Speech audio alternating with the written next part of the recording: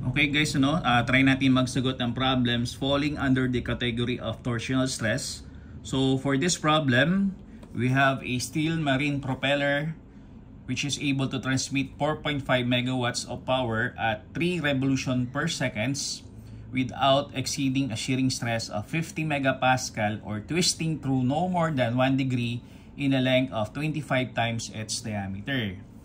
So with the given data, what should be the proper steel marine propeller diameter provided that the modulus of rigidity of steel, which is G, is equivalent to 83 gigapascal. So first things first, sulat muna natin mga given conditions. First one, given dito yung power, which is equivalent to 4.5 megawatt. So sulat lang natin.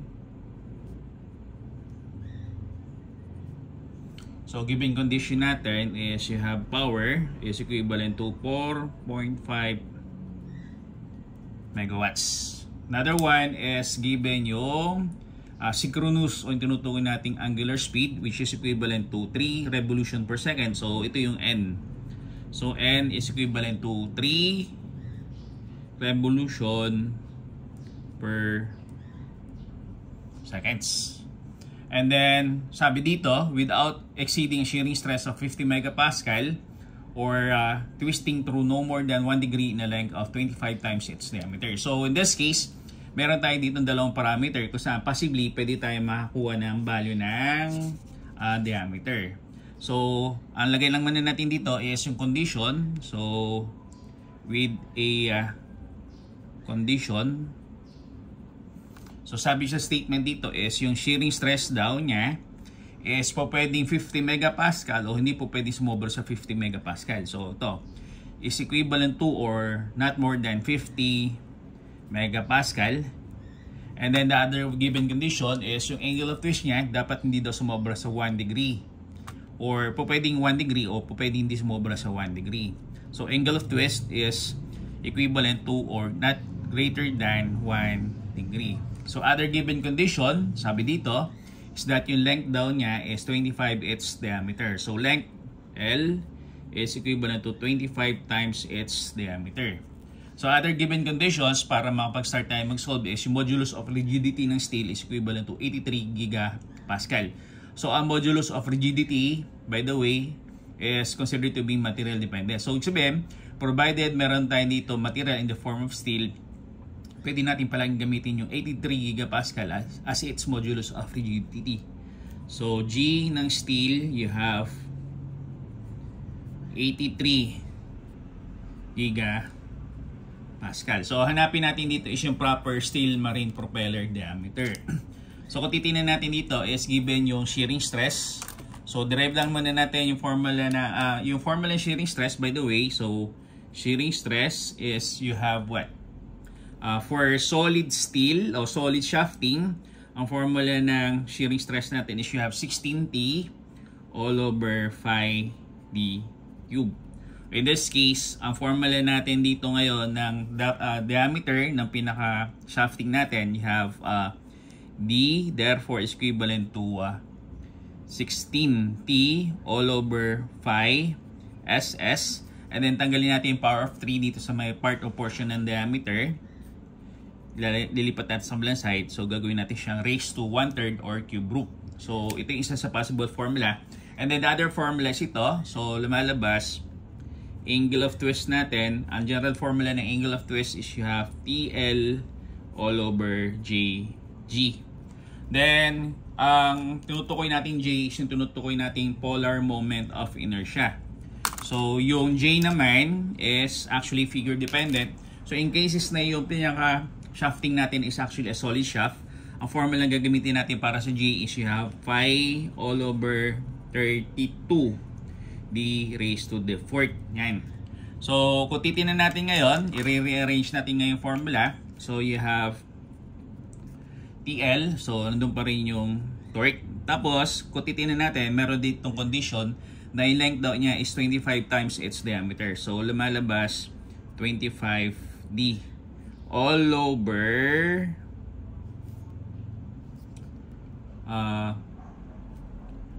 phi all over 32. Yung katumbas na value ng J.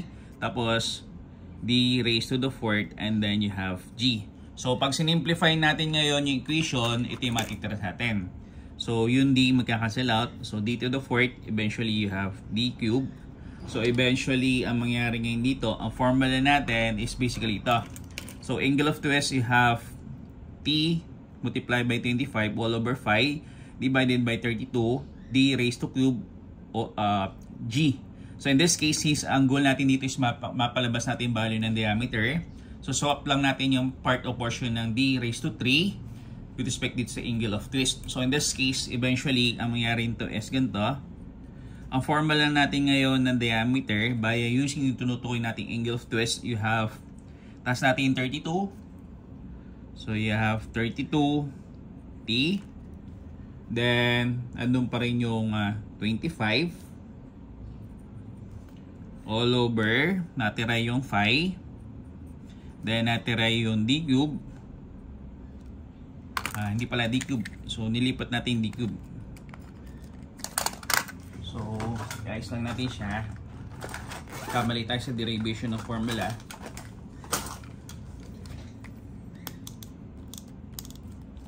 So, eventually, pag magsaswap ng place yung D cube respect do sa theta. So, you have here theta. And then, you have G. Then, notice na meron tayong power of 3 on the part of D. So, lilipat na sa kabilang side. So, power of 1/3 or cube root. Okay. So, in this case, dalawa yung possible formula natin for us to be able to solve for the proper steel marine propeller diameter provided susundan natin yung gantong condition. So, ang gawin muna natin dito is, in both cases kasi, no, dito sa may diameter involving shearing stress and then yung diameter involving angle of twist, there's a need para kuhanin natin yung corresponding torque. So, basically, ganito mangyari. Yung torque, manggagaling dito sa tinutukoy nating power. So, lagay lang natin dito for the torque. For the torque, which is T. So, base yun sa formula ng power. Ang formula ng power natin is you have 2 phi and then Tn. So, in this case, lumalabas na yung torque natin. So, therefore, yung torque natin is you have what? Andun pa rin yung power. So, all over 2 phi n. 2 phi n. So, ang goal natin dito is kuhanin muna natin power. So, torque therefore is equivalent to power. So, ang power niya is 4.5 megawatt. So, 4.5 megawatt. So, 4.5 megawatt or mega is you have exponential power of positive 6. So, sulit ko lang dito, 4.5. 4.5 megawatt or 0.5 times 10 raised to 6 watts. And then, take note, pag sinabi nating watts, ang unit niya is you have Newton meters per seconds. Yan. All over 2 phi n. So, 2 phi. And then, yung n natin, ang synchronous speed natin, you have 3 revolution per seconds. So, you have 3 revolution per seconds. So, ang tanong ngayon dito is, paano natin makakancel out yung unit ng revolution? So, take note that for every 2 phi, we have 1 revolution. So, yan. So, eventually, magkakancel out yung revolution, second, tapos second. So, in this case, ang matitira natin ditong unit is you have Newton meter, or unit of Joule, which is possibly a unit of the torque. So, itabulate natin yung value. So, you have 4.5 exponential power of 6 divided by 2 multiplied by shift phi multiplied by 3. So eventually you have 238,732.4146. So in torque natin dito is you have 238,732.4146 Newton meter. So, yung Newton meter, ang identity niya is you have joules.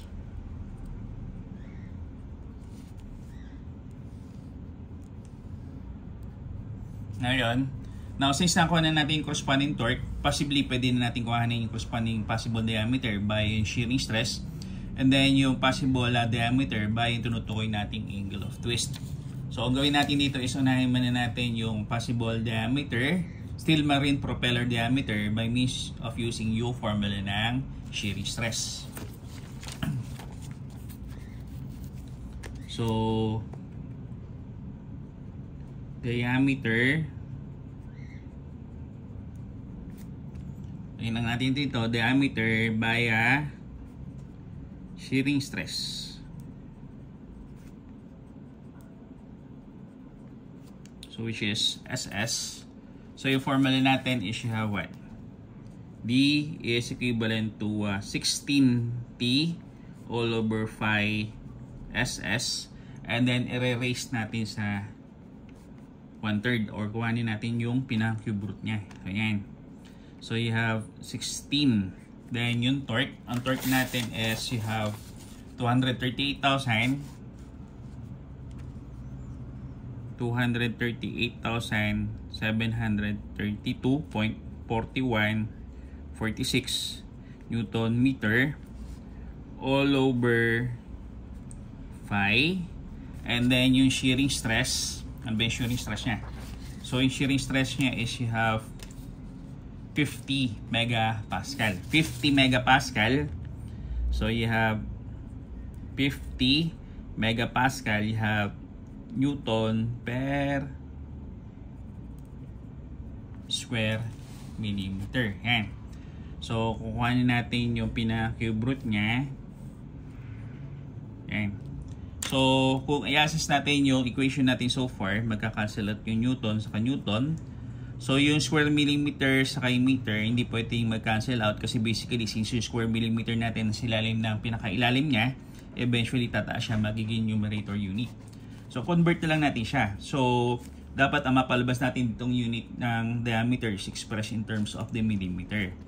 So, provide tayong conversion in that for every 1,000 millimeter, you have 1 meter. So, in this case, magkakasal yung meter sa meter. Square millimeter sa millimeter combined, ang unit niya is you have cubic millimeter. And then, kuhanin natin yung cube root. So, eventually, magiging possible unit natin dito ng diameter, D by SS is expressed in terms of the millimeter. So, tabulate lang natin. Cube root. So, you have 16 multiplied by 238,732.4146 multiplied by 1,000 all over phi, then multiply by 50. So, yung possible diameter natin is you have 289.7147. 289.71.47. So, 289.7147 millimeter. So, yan. So, nakakuha na tayo dito ng isang possible value ng diameter. Pero, yun nga, lumalabas. Meron tayong condition na kinakailangan-satisfy.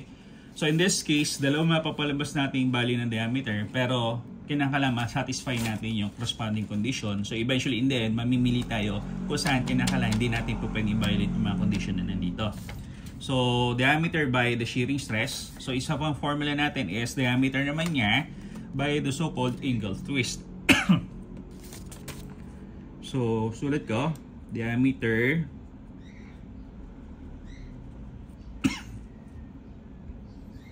by angle of twist, which is theta. So, formula natin na gagamitin dito is ito. So, diameter natin, you have what? 32T multiplied by 25 all over phi angle of twist, which is theta, G, and then kuhanin natin yung pinaka-cube root niya. Yan. So, lagyan natin yung mga corresponding values. So, you have 32. So, yung pinaka-tinutukoy nating torque natin is you have 238,732.4146 Newton meter, and then multiply by 25 all over phi. Angle of twist natin, theta, kinakailangan daw hindi sumobra sa 1 degree or equivalent sa 1 degree. So you have 1 degree. And then modulus of rigidity naman natin is you have 83 gigapascal. 83 gigapascal. So 83 gigapascal. So lumalabas 83. So ang gigapascal is you have what? 83 kilonewton per millimeter square. So ito yung katumbas ng gigapascal. So kinakailangan mag-provide ng conversion para mag-cancel out yung unit. So you have newton sa kilonewton. So eventually pwede mag-cancel out.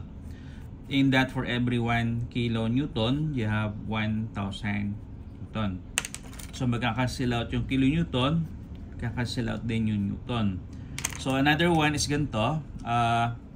Yung square millimeter sa kay meter, hindi pwede mag-cancel out, rather magka-combine sila. So kinakailangan mag-provide ng conversion. In that, for every 1,000 millimeter, you have 1 meter. So in this case, magka-cancel out yung meter. So square millimeter sa millimeter combined, magiging cubic millimeter. However, kung titignan natin, meron ditong 1 degree. So kinakailangan ang degree natin is in terms of the radian value. So kinakailangan cancel out yung degree na unit na to. So meron tayong conversion in that for every 360 degrees, meron tayong 2 phi radian. So kinakailangan pagka gagamitin natin yung angle of twist, kinakailangan maging radian value. So either ang conversion natin is 2 phi all over 360 degrees or you have phi all over 180 degrees. So magka-cancel out yung degree. So sabihin to, okay na siya. So eventually ang magiging unit natin dito is cubic millimeter, and then kuhanin natin yung cube root, which is basically yung gagawin natin. So tingnan natin, tablet lang natin.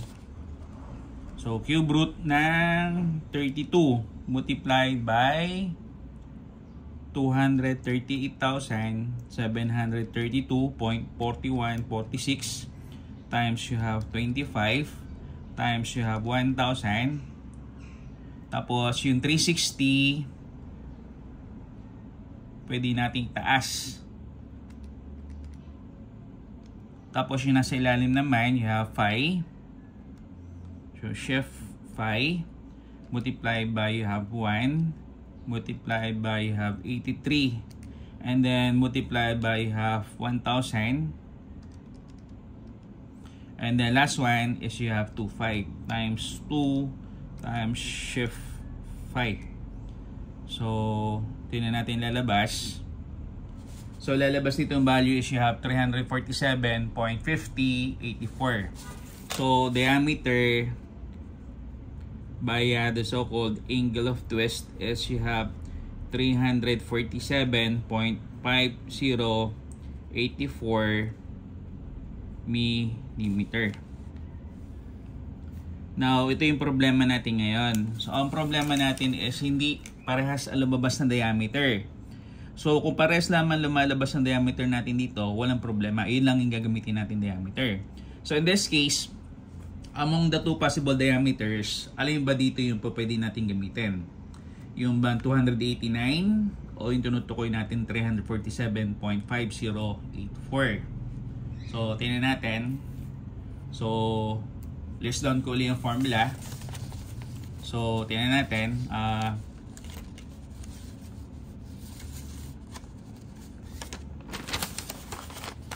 Ito yung formula natin. So, tingnan natin, no? So, shearing stress, ang formula natin is you have 16T all over phi d cube. And angle of twist naman is you have TL all over JG. Saan? Palitan natin yung J. So yung J nga is yung tinutukoy natin polar moment of inertia, which is phi all over 32 d raised to the 4th.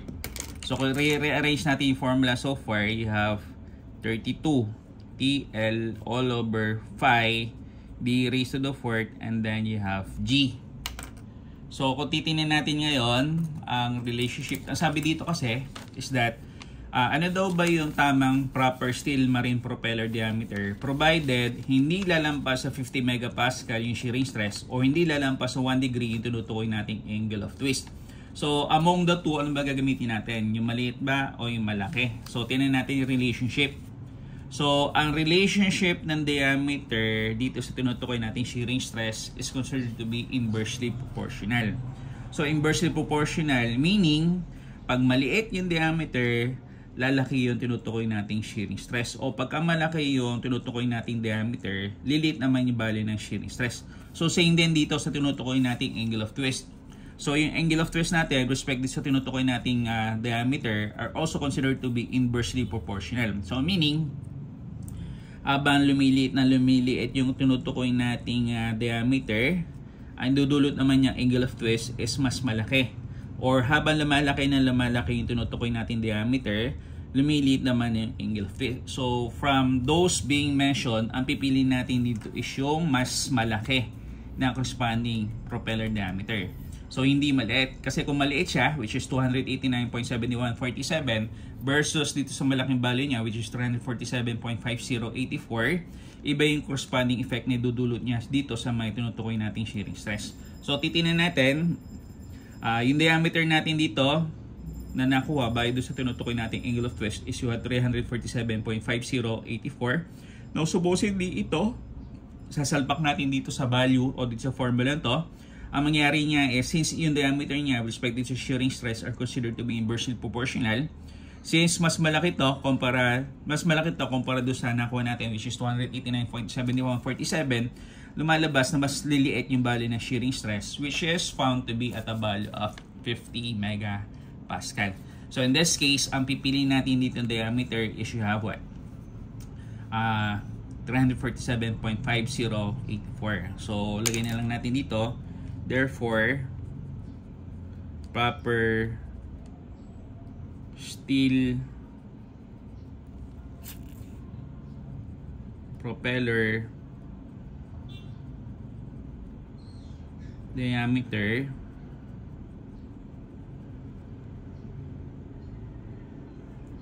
D is equivalent to 347.5084. 347.5084 millimeter. Since it would conform to the given conditions.